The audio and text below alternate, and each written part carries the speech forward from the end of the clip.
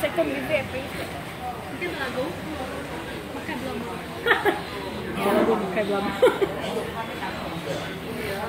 Kondisi video makan depan.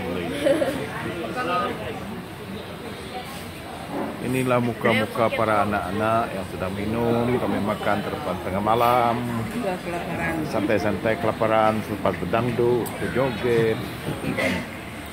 Dan inilah rupanya minum-minum teh sajalah. Bau-bau ini nggak bau sangat. Ini bau pedalai juga ada. Bau pedalai. Yang satu tu bau lantuh.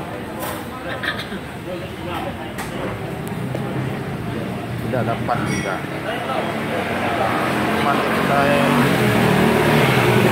Ini adalah bunyi-bunyi kereta di Pasar Sibu. Pak, kau tolong apa, Pak? Ambil muka aku, Pak.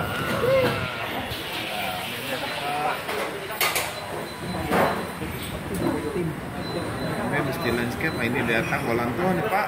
Ya. Namanya anak buah tuh kalau ini. Ini dia, Pak. Muka-muka Bapak.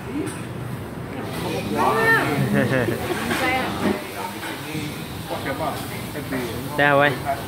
Ini nggak tuh ya, lanjut. Sampai 3 menit dong. 3 menit dong. Pas menit. Renegade.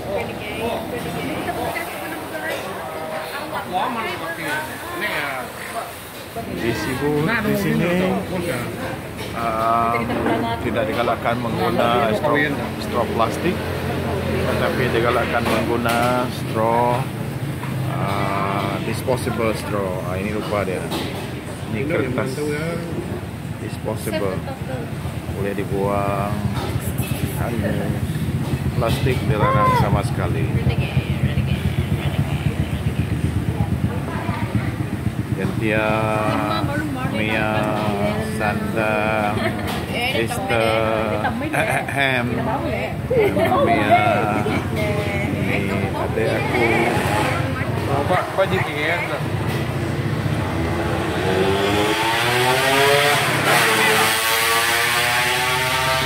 Ini dia laki-laki, nama dia Jackson. Kami minum-minum santai-santai sekeluarga. Ini dia Chinese tea.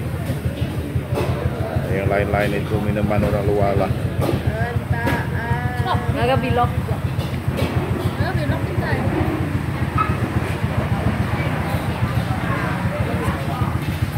Apa boleh tahu korek baju ini? Korek. Sudah saya sita aja. Udah register ni? Sudah.